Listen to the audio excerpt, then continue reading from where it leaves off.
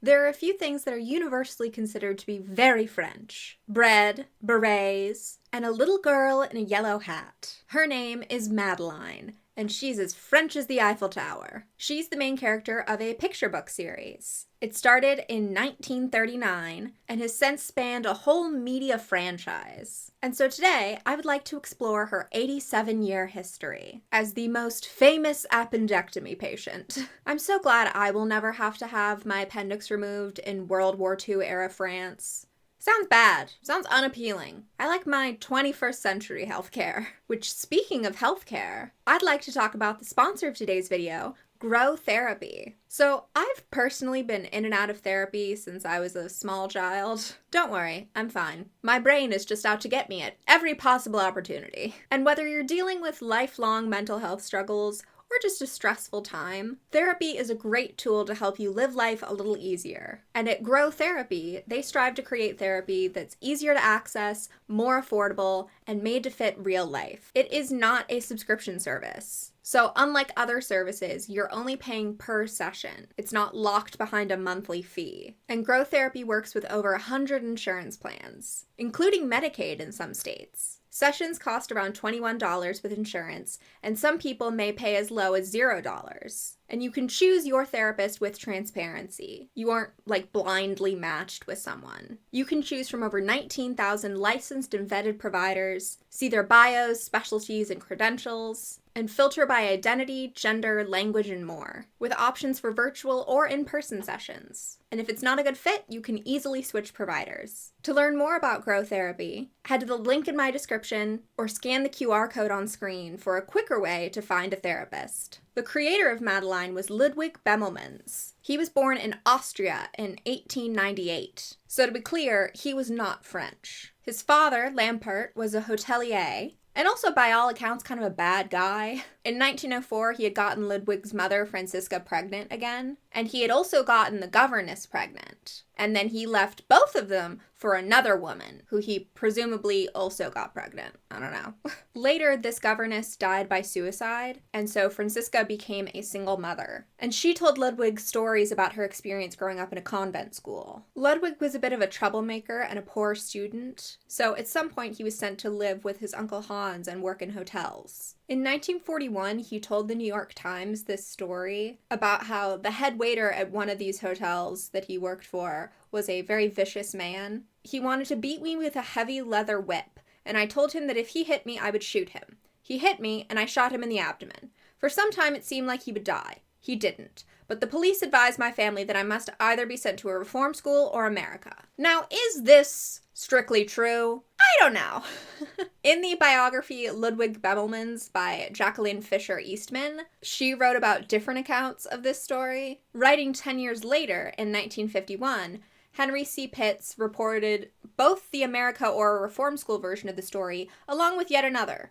Bemelmans came to America because Uncle Hans wanted him to learn modern American techniques of hotel keeping. And most recently, his wife Madeline Bemelmans has written without elaboration, I don't believe he ever shot a head waiter. So did he shoot a guy? Maybe. But in any case, he moved to America in 1914 when he was 16 years old. He arrived on Christmas Eve to Ellis Island, and he was supposed to meet with his father, but of course, his father didn't show up, so he spent Christmas alone. Ludwig ended up working in hotels again, and he worked at the Ritz-Carlton, and it was there that he started to write and draw. By the early 1930s, he had a pretty successful career writing and illustrating. Essays, novels, illustrations for magazines like The New Yorker and Vogue.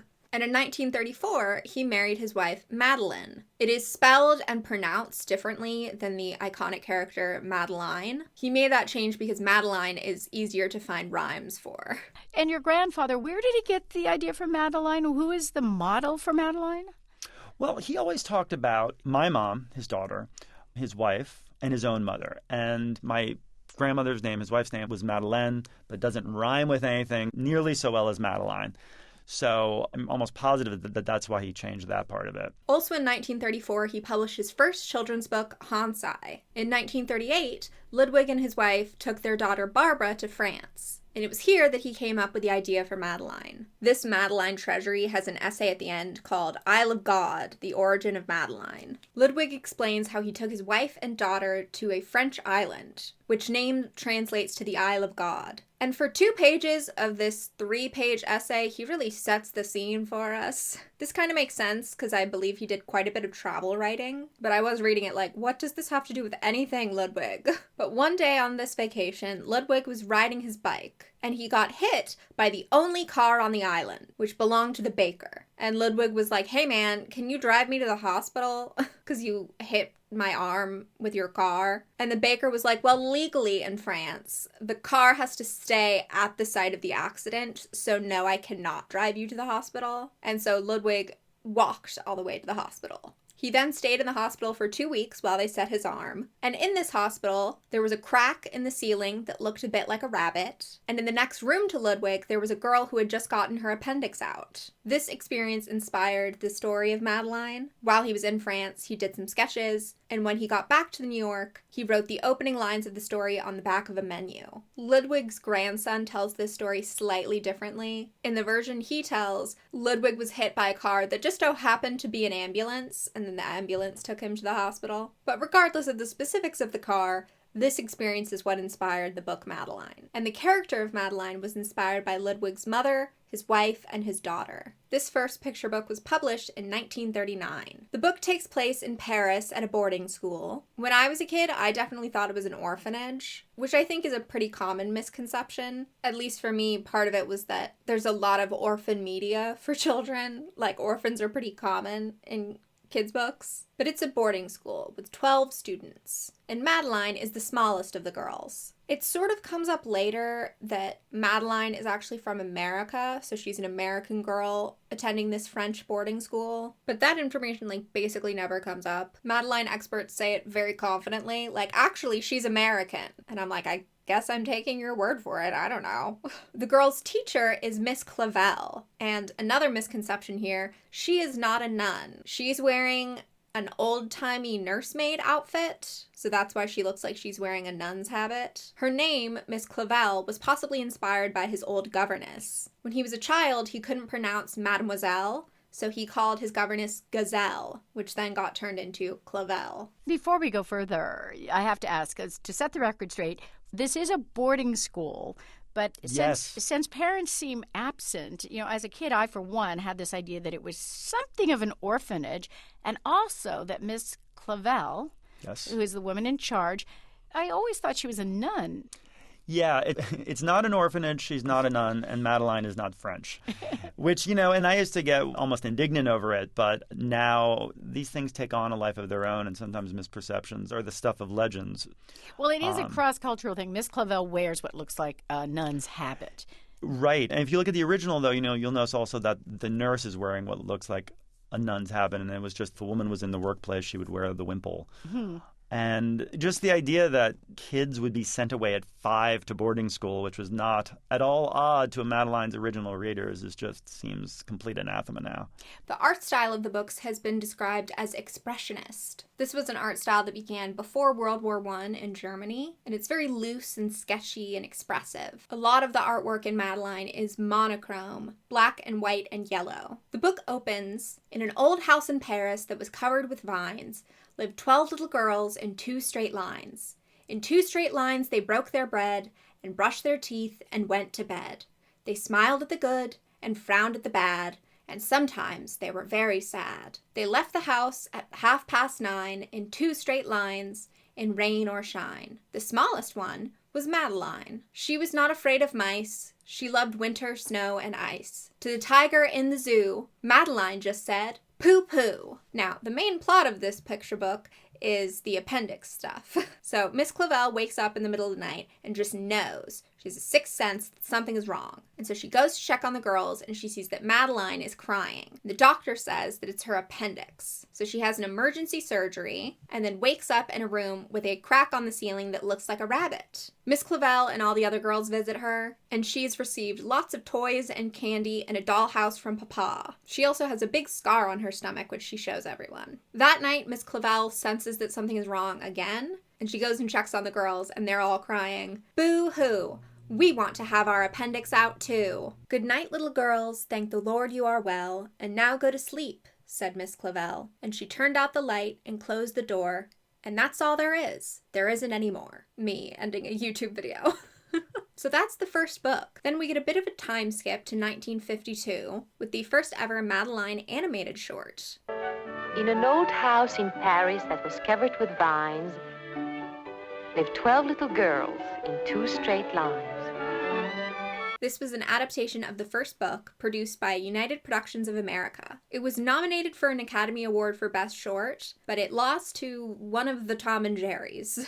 It's a cute short. It's very faithful to the book. There's a narrator who's reading out all the text of the book. And then after that, we get 5 more Madeline picture books, starting with Madeline's Rescue in 1953. It starts out by repeating the opening lines from book 1, and then Madeline falls off the railing of the bridge into the river. She had been walking on the railing. Poor Madeline would now be dead, but for a dog that kept its head. So a dog rescues Madeline from the river, and the girls bring the dog home with them and name it Genevieve. But then 6 months later, the trustees of the school come for an inspection, and there are famously no dogs allowed at school. So the trustees kick the dog out. But then when the trustees leave, Miss Clavel takes the girls to go look for Genevieve. Initially, the girls can't find her, but then in the night, Miss Clavel wakes up and finds Genevieve waiting outside the house. The girls argue over who the dog is going to sleep with, but then it turns out that the dog has had puppies.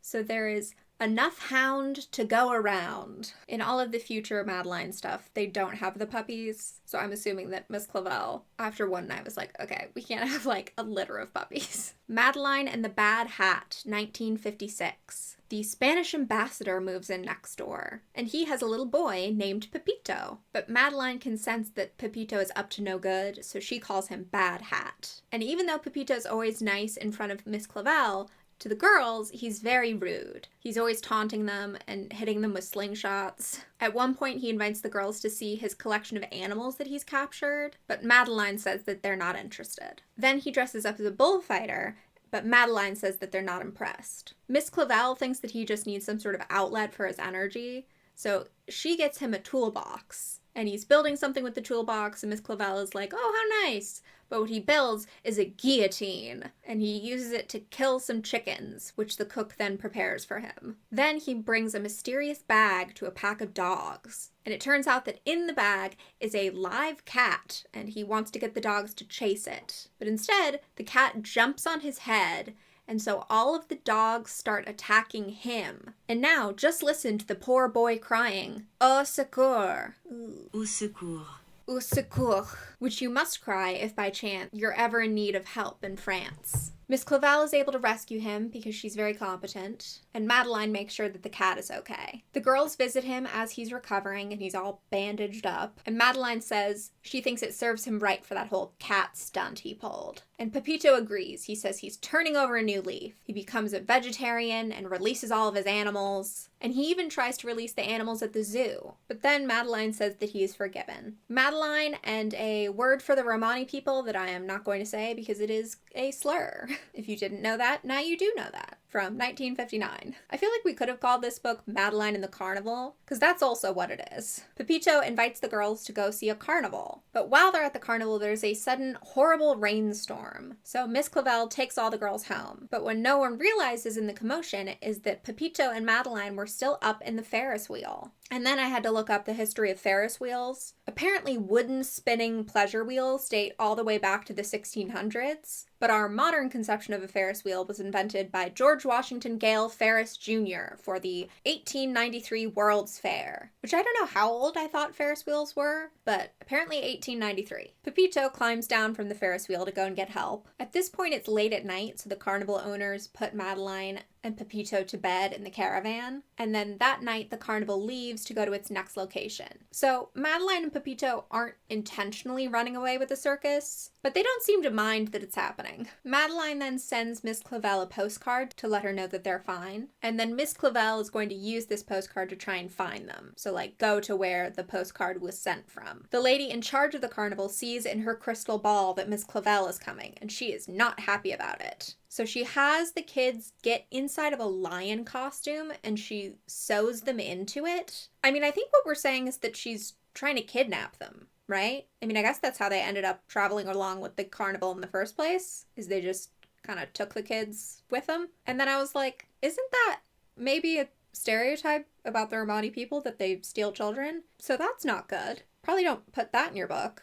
At first, Pepito and Madeline are having fun being a lion together, and then they try to sneak away from the carnival. But unfortunately, since they look like a lion, they scare people, so they end up returning to the carnival because carnivals and zoos are basically the only safe places for lions to be. When they get to the carnival, Miss Clavel and all of the other girls are in the front row to see the circus act. It seems to be both a carnival and a circus. To me, a carnival has like rides and games, whereas a circus has performances. This seems to be both of those simultaneously. But Pepito and Madeline are able to reunite with Miss Clavel, and they all go home. Madeline in London, 1961. Pepito has to move to London because his dad is the Spanish ambassador and he's being relocated. My knowledge of how ambassadors work is pretty limited, but Pepito has to move.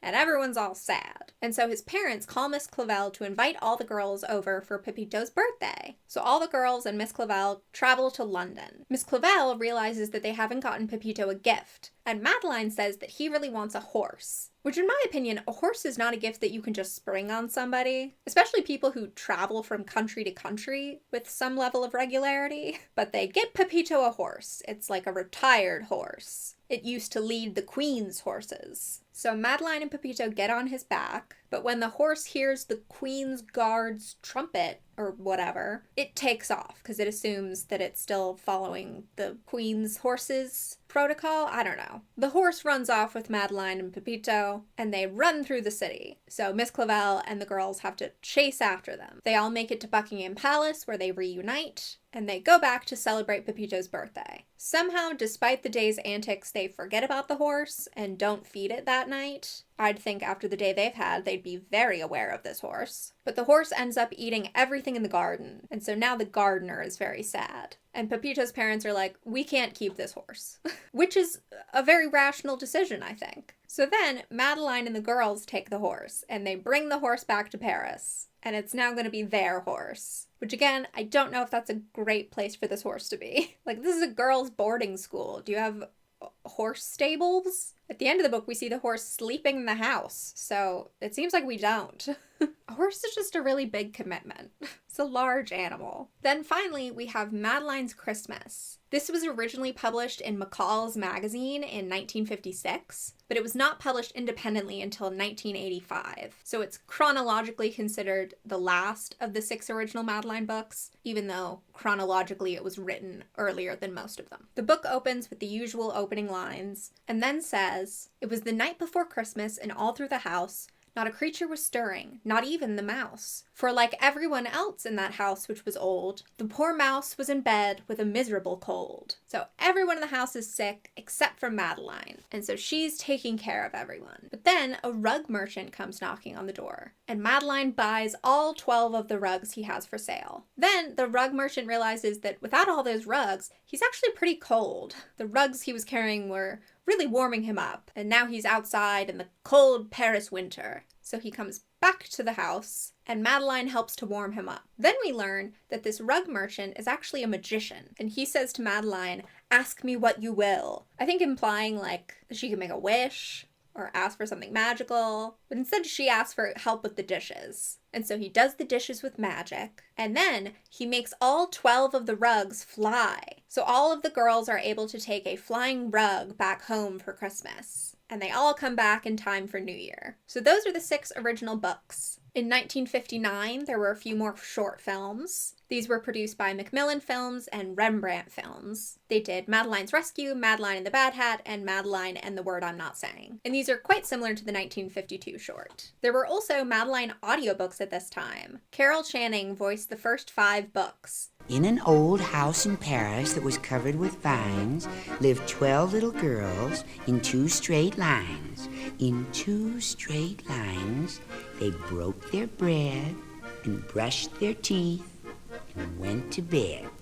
Which were originally available on vinyl in 1959 in 2 separate volumes. So one of them had 3 stories, one of them had 2 stories. These were then re-released on audio cassette. Then, in 1960, there was a Madeline episode of the Shirley Temple Show. Now, I don't know that much about Shirley Temple. I associate her with animal crackers in my soup and the exploitation of children in entertainment.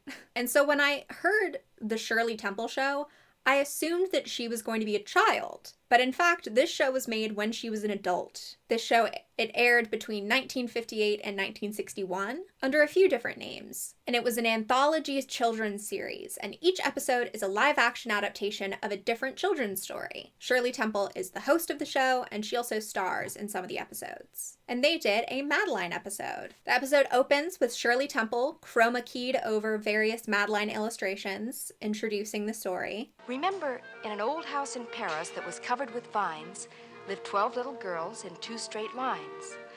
And then we cut to Madeline and all the other little girls. This adaptation is what made me realize if you're doing a live action Madeline, you have to find 12 little girls. It's a real little girl heavy production. Then Pepito moves in next door, and all the girls are very excited about it except for Madeline. She says that she hates boys. She says that they get you into trouble. And the other girls are like, well, grown-ups get you into trouble. And Madeline's like, well, that's what they're there for. A boy getting you into trouble just because he's a boy, that's the worst. And of course, Pepito gets into his normal shenanigans, using his slingshot and guillotining chickens. He uses a slingshot on Madeline, and she's annoyed, so she swaps places with one of the other girls. And so he slingshots this other girl, but she's infatuated. She's like, he's trying to get my attention. Within the episode, she's framed as like kind of ridiculous. So we're not saying it's cute if a boy tries to slingshot you. But I do feel like this episode is an interesting cultural insight into gender in the 1960s. At this point, Shirley Temple comes in to do a little interlude where she talks about how boys don't make any sense. Then we go back, and Pepito is trying to put a firecracker on a dog's tail. So Madeline stops him, and she takes the dog away, and Pepito's going to fight her. And all the other girls are like, you can't hit a girl. And Pepito's like, that's just something grown-ups say. Sometimes if you want to get something done, you have to hit a girl. And so then Madeline gets ready to fight him, like she holds up her fists. And Pepito's like, girls don't fight. And Madeline's like, that's just something grown-ups say. So Pepito is intimidated and he leaves. And he is now, of course, in love with Madeline. Then the director of the school is coming for an inspection, so they have to hide the dog. A long, boring sequence of that. But eventually the director does find the dog and releases it back out. I was going to say into the wild, but really I mean like into the streets of Paris. So the next day, Madeline goes to look for the dog, and Pepito tags along. Shirley Temple juts in again to say something. I'm wondering if this has to do with the timing of commercial breaks, because this aired on NBC, so maybe Shirley Temple comes in at the beginning of what would have been a block of, I don't know, maybe it's just random. Maybe they're just like, we need Shirley Temple's words of wisdom right now. Madeline and Pepito are looking for the dog, but then they get distracted by a carnival. They ride the carousel until they no longer have any money, and then they get jealous of the kid who's turning the crank for the carousel. They're like, how much does it cost to do that? And he's like, nothing. And so the kid doing the crank is able to sort of scam Pepito into turning the crank for him. Then Madeline wanders off, and she sees a lion. And this lion seems like a real-life lion. I hope this lion was treated well, but I don't have a lot of confidence in 1960 Hollywood. The lady who owns the carnival has Madeline watch the lion in exchange for free carousel rides. So Madeline is like preventing people from getting too close and encouraging people to throw peanuts at the lion, which I can't imagine that's what lions like to eat. I mean, I'm sure they'd eat it if they had to, but like, I think you would prefer some raw meat. I guess you can't have people throw that. I don't know. I'm getting distracted by the intricacies of old-timey carnivals, which is not relevant. But that night, Pepito and Madeline convince the carnival owners that they're being mistreated at home, so that they're allowed to stay with the carnival. Which is an interesting change. It's not like they're being intentionally kidnapped. They're staying of their own volition. So I guess that's an improvement. Madeline sends Miss Clavel a postcard, and so Miss Clavel shows up. Madeline and Pepito are wearing clown disguises, but Miss Clavel figures it out. Before they go home, Pepito wins a ring at one of the carnival games. And later he proposes to Madeline with that ring. And now seemingly she's into him. Also, Miss Clavel says that they found the dog, and the dog had puppies. The end. This was interesting to watch because it was, I believe, the first attempt to try and weave multiple Madeline books together for an adaptation, and I think they did a pretty good job. Then later, there was a Madeline TV show. This originally started with 6 television specials. In 1988, HBO aired a Madeline special. This was an adaptation of Book 1, and it was produced by DIC Entertainment. Share a moment from your childhood with someone little that you know. See Madeline, the musical, Thursday on HBO.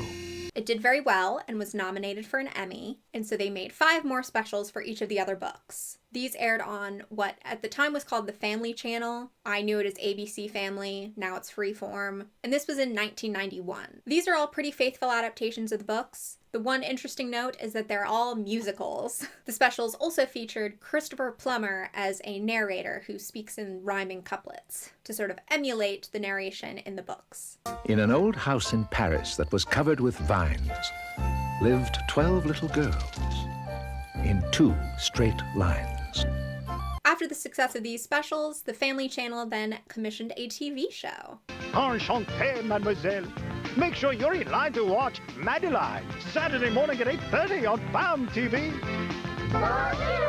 The first season was 20 episodes and aired in 1993. Christopher Plummer reprises his role as the narrator, but basically all the other voice actors are recast. In 1995, we get 15 more episodes, and the show is now called The New Adventures of Madeline, with a new theme song called Hats Off to Madeline, which in my opinion is not as good. The New Adventures of Madeline has new voice actors for all of the child cast, and it stars Andrea Libman as Madeline. You may know her as Fluttershy and Pinkie Pie from My Little Pony. She's done a lot of other things too. She's a very prolific voice actor, and I think this is one of her earlier roles. Then Disney acquired ABC, the Family Channel, whatever, and they had a limited partnership with DIC Entertainment, the production company that was making Madeline. So then Disney commissioned 26 new episodes for Playhouse Disney. Join Madeline. If it is all right with your parents, weekday mornings at 11:30, 10:30 Central on Disney.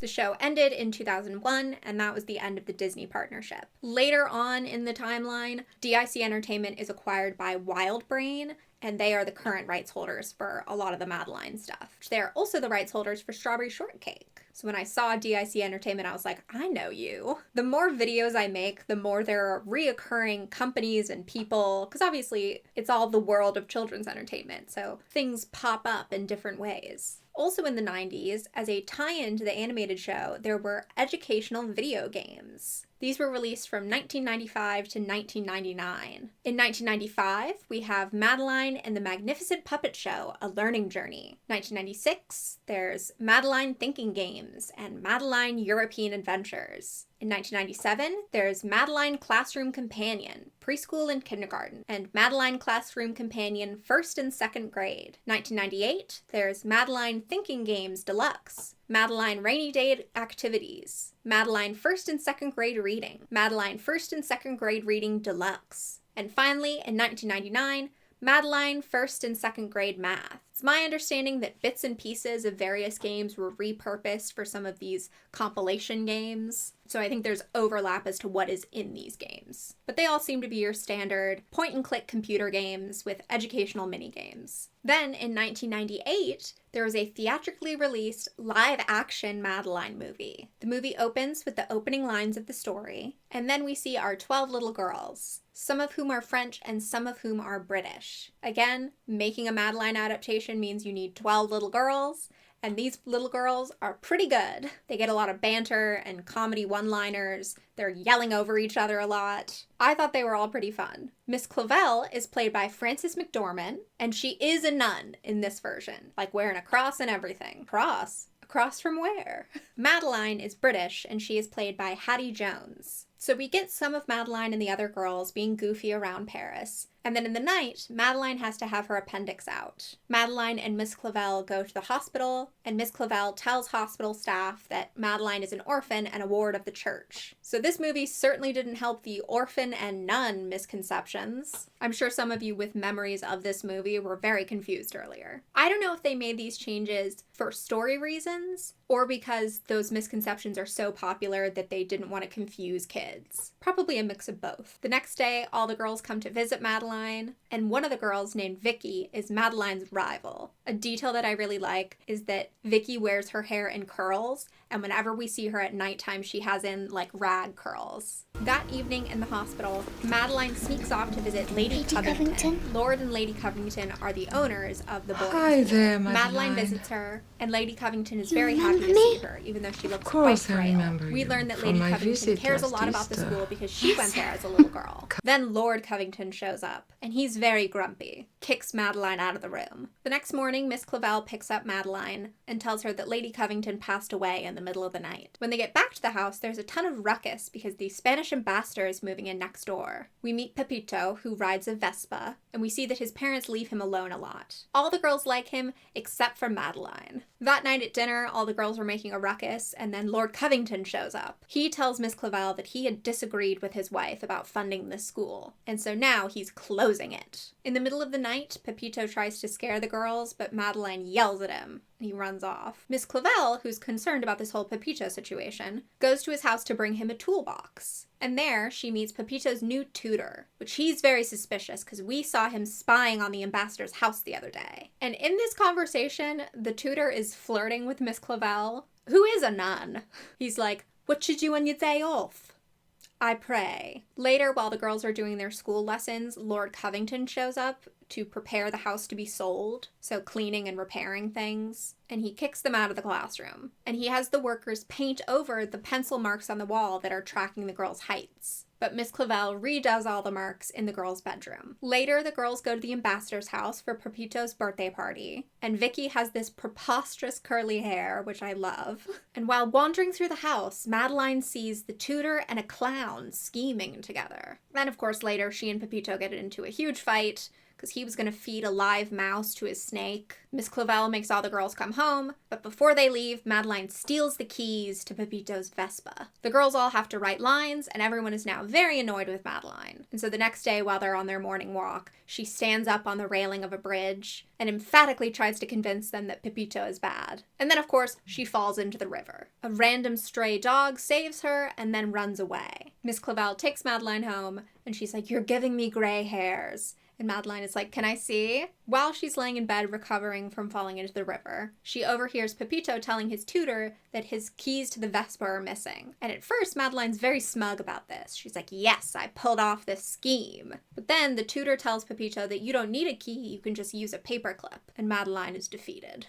The dog from the river follows Madeline to the house, and she's very excited to see it, so she brings it inside. But then Lord Covington brings some prospective buyers to see the house. This is another foreign ambassador couple that he is showing around the house. I wonder if every house on this street is home to foreign ambassadors and then also this girl's boarding school. So we get a long sequence of Madeline trying to sneak around the house, hiding the dog. And then the ambassadors leave anyway because they don't like that there's a noisy little boy that lives next door. That night, Madeline confronts Miss Clavell that she knows that the school is being sold. And Miss Clavell is like, yes. And says something encouraging to them of like, we're gonna do our best and not give up and see what happens, whatever. Throughout this whole speech, she keeps sneezing. And then she tells them, "You know that there are no dogs allowed in this school. What you don't know is that I'm very allergic to dogs. So your new pet is going to have to stay out in the garden shed." And all the girls are very excited that she's letting them keep the dog. The next day, the girls pull off a scheme to prevent the school from being sold by like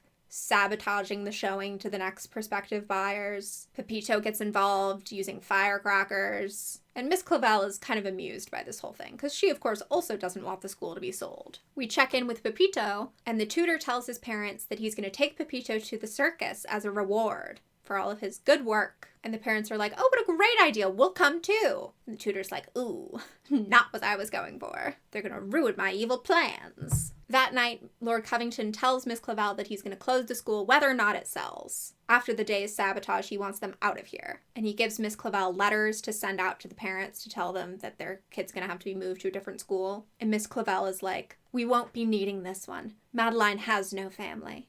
Then as he's leaving the house, Lord Covington steps in dog poop, and he's like, there's a dog in this house. And he's able to find the dog, and he sends it away. The girls are all super upset, but Miss Clavel's like, you have to go to bed, we'll look for the dog tomorrow. So then the next day, they look for the dog, and at one point, Miss Clavel and Madeline have a serious conversation, an unsubtle conversation. Madeline is like, the dog needs a home. She doesn't have a home. I need a home too. And Miss Clavel's like, you'll always have a home. And Madeline's like, but it won't always be with you, will it? And then she runs off. Then Miss Clavel decides to take them to the circus to cheer them all up. And while they're there, Madeline decides that she's going to run away with the circus because she doesn't have a home anymore. And the school is going to close, and it's all her fault. But it's not all her fault. It's like a tiny bit her fault. It was basically going to happen regardless. So she tells her friend that she's going to run away with the circus and not to tell on her. Then we check in on Pepito, and we discover the tutor's evil plan. He's in league with the clowns, and they are going to kidnap Pepito. Pepito's parents were a wrinkle in the plan, but instead they just use the clowns to distract the parents and take Pepito away to the clowns'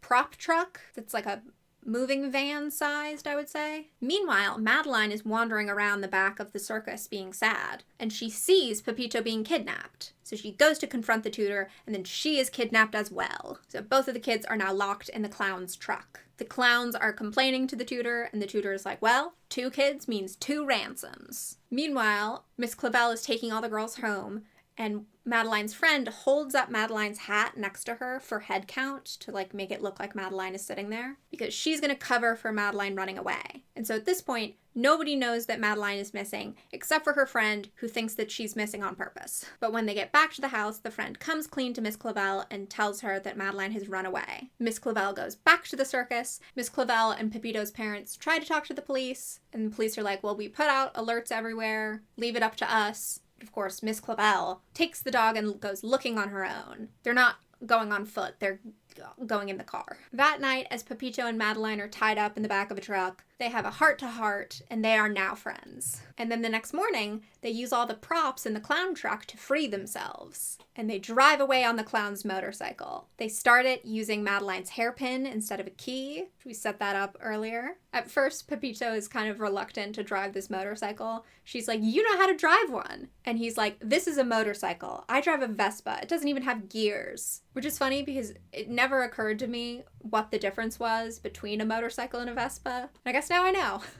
So they're driving away on this motorcycle, and now the clown truck is chasing them. Miss Clavel is driving to find them. They're all chasing each other, and it ends with the clowns driven off the road, and Miss Clavel is reunited with the kids and brings them home. As everyone's celebrating back at the house, Lord Covington shows up again, this time with the ambassador from Uzbekistan, who has already agreed to buy the house. But Madeline confronts him with a speech about how he's trying to sell the school because he feels alone without his wife. She lost her family too, but they're not really gone, and your wife would have wanted you to keep the school. And finally, Lord Covington agrees. But the house is already sold, so they're asking the ambassador to let them keep the school, but they're assuming that the ambassador is the man. And it turns out the ambassador is the woman, and this is played like it's like a big deal. And she agrees to let them keep their school. Then we get a very out-of-place music cue of What a Wonderful World. I think this is the only time we've had music with lyrics in the whole movie. And then the movie ends, and the credit song is an original song by Carly Simon called In 2 Straight Lines. The end. I really liked this movie. I think it's like one of my favorites I've had to watch for this channel. I thought it was just a really cute, well-done kids movie. Unfortunately, as of the time of me recording this, it is not streaming anywhere.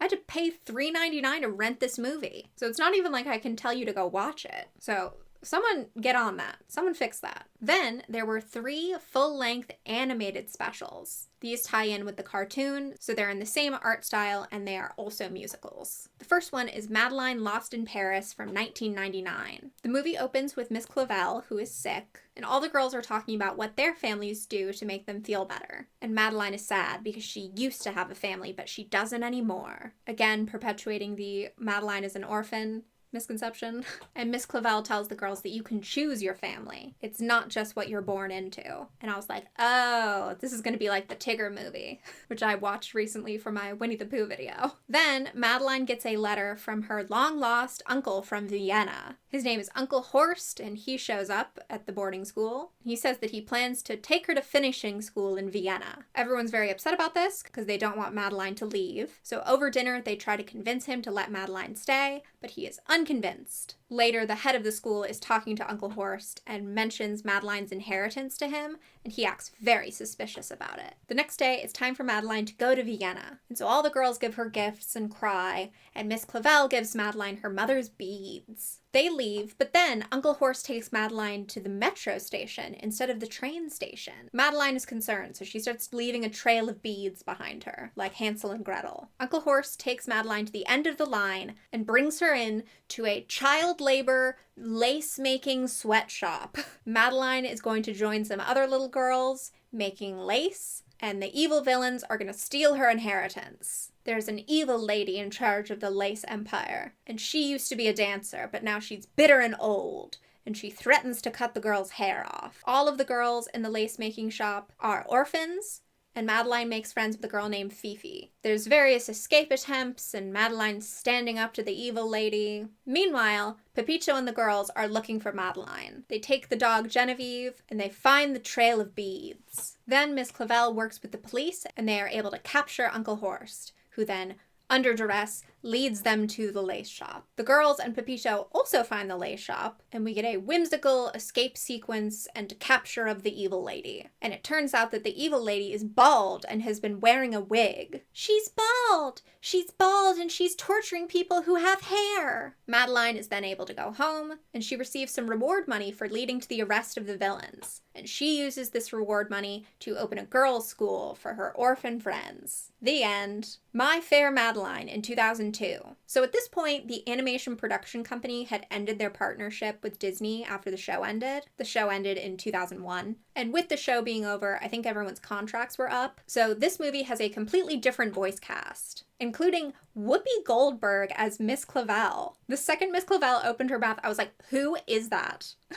Who is talking right now? The movie opens with Miss Clavel taking the girls to visit the Louvre. And while they're there, Madeline sees a fancy couple trying to steal the Mona Lisa. She tries to get them in trouble, but the guards don't believe her. And then she accidentally, trashes the Louvre. A big part of the plot of this movie is that Madeline is super clumsy, which was not a thing before this and has not been a thing after this. But in trying to chase down the thieves, she knocks things over, makes a big mess, and the couple get away, though they were unsuccessful at stealing the Mona Lisa. So then, Madeline is sent away to a finishing school in London, where she can learn how to be proper and not make a giant mess out of famous museums. But all of Madeline's friends believe her, so they start looking for evidence. They find the scissors that the thieves were going to use, and take them to an expert and figure out who bought the scissors, find the hotel room where they were staying, and figure out some of their evil plans. And so they go and tell Miss Clavel everything they learned, and Miss Clavel believes them. Meanwhile, at the finishing school, the girls go and visit the Tower of London, and Madeline spots the thieves there, and she tries to tell the guards, but no one believes her. They're like, "You're that girl Madeline from the Louvre. All museum guards know about you now." So the next day, Madeline goes out to investigate alone. She pretends to have measles and puts jam all over her face to make spots. And then when she's left alone, she wipes away all the jam to make a bindi and then rips the curtains to make a headscarf. You can't be doing that, white child. But she goes back to the Tower of London where she sees the thieves again, and she follows them in a taxi to their London hotel. And after many different attempts, she finds a way to eavesdrop on them and learns that they plan to steal the crown jewels at the royal reception. Madeline is then chased away by the hotel manager and the police, so she gets lost in London. In order to get her bearings, she goes to Big Ben, because she wants to see a view of the whole city. She sneaks up to the clock tower and then almost falls to her death, but instead grabs onto one of the hands of the clock, and then she is rescued and returned to finishing school. Then on a call with Miss Clavel, she tells Miss Clavel about the thieves' planned heist, Miss Clavel believes her and says that she and the girls are planning on coming to London. The head of the finishing school then announces that the star pupil will get to go to the royal reception. So Madeline then tries to become the star pupil, but it ends up being a tie between her and her school rival Emma. They will both be going to the royal reception, and they will be keeping an eye on each other.